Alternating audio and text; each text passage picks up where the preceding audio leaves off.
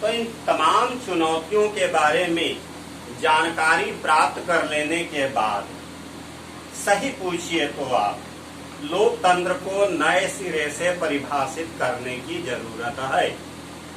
वैसे तो लोकतंत्र के लिए कई मान्य परिभाषाएं प्रचलित हैं, लेकिन समय को देखते हुए परिस्थिति के अनुसार अब समय आ गया है कि हम लोकतंत्र को नए सिरे से परिभाषित करें। और लोकतंत्र की परिभाषा देते समय कुछ ऐसे मूल्य हैं, कुछ ऐसे आदर्श हैं जिनको लोकतंत्र की परिभाषा में समाहित करना जरूरी होगा। तो लोकतंत्र की एक ऐसी परिभाषा होनी चाहिए जिससे यह स्पष्ट हो सके कि जनता द्वारा निर्वाचित शासक ही प्रमुख फैसले ले। जनता जिस पर विश्वास करके वोट डालती है वो शासक ही सभी प्रमुख फैसले ले, यह बात लोकतंत्र की परिभाषा से स्पष्ट हो जानी चाहिए। लोकतंत्र की ऐसी परिभाषा होनी चाहिए जिससे यह स्पष्ट हो सके कि सरकार बदलने का उचित विकल्प और अवसर सभी लोगों को समान रूप से प्राप्त हो। भाई जो सरकार चल रही है आगामी 5 वर्षों में फिर से चुनाव होना है, तो सरकार से अगर सरकार के कार्यों से हम असंतुष्ट हैं, हम सरकार को बदलना चाहते हैं, तो फिर हमारे पास विकल्प भी होने चाहिए।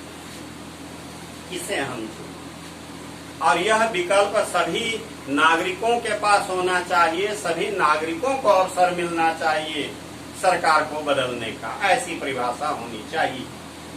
लोकतंत्र की ऐसी परिभाषा होनी चाहिए जिससे कि शासक संविधान के बुनियादी नियमों के अनुसार नागरिक अधिकारों के संरक्षण के अनुसार शासन कर सके।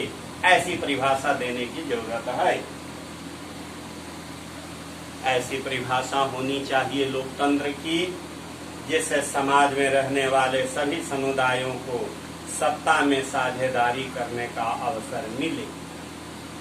क्योंकि भाई समाज में बहुत सारे समुदाय के लोग रहते हैं, कोई समुदाय उपेक्षित महसूस न करे, अन्यथा गृह युद्ध की संभावना बढ़ जाती है।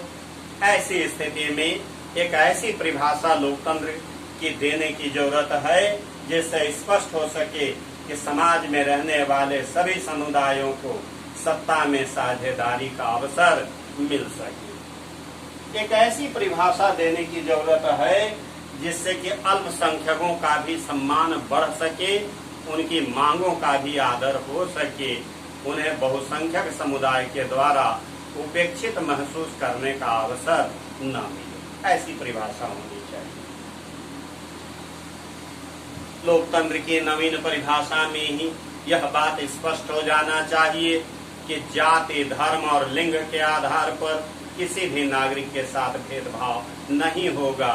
सभी नागरिकों को समान अधिकार प्राप्त होंगे। यह परिभाषा में ही स्पष्ट हो जाना चाहिए। लोकतंत्र की एक ऐसी परिभाषा देनी होगी कि उनके आदर्शों में ही उन आदर्शों को भी शामिल करना होगा, उन मूल्यों को भी शामिल करना होगा जिससे कि लोकतांत्रिक और गैर लोकतांत्रिक सरकारों में अंतर स्पष्ट हो सके। तो कहने का मतलब यह है कि जो परिभाषा लोकतंत्र की अब तक प्रचलित रही है उस परिभाषा में भी संशोधन करने की जरूरत है। एक नवीन परिभाषा देने की आवश्यकता है जिसमें लोकतंत्र के सभी मूल्यों को, सभी आदर्शों को समान रूप से स्थान मिल सके। तो ये है आपका सिविक्स चैप्टर नंबर 8, लोकतंत्र की चुनौती। समाप्त हो गया ये चैप्टर। पोस्टर उखड़ कर गिर गया, इससे ये क्लियर हो जाता है कि सिविक्स का चैप्टर समाप्त हो गया, हिस्ट्री का चैप्टर समाप्त हो गया। अब आपके सामने केवल मन लगाकर पढ़ने की जरूरत है। कोई भी समस्या हो तो आप ग्रुप में क्वेश्चन हमसे पूछ सकते हैं और मेरे पूछे हुए प्रश्नों का आंसर देने का प्रयास आपको करते रहना है। तभी एक अच्छी तैयारी हो पाएगी। बस आज के बस इतना ही।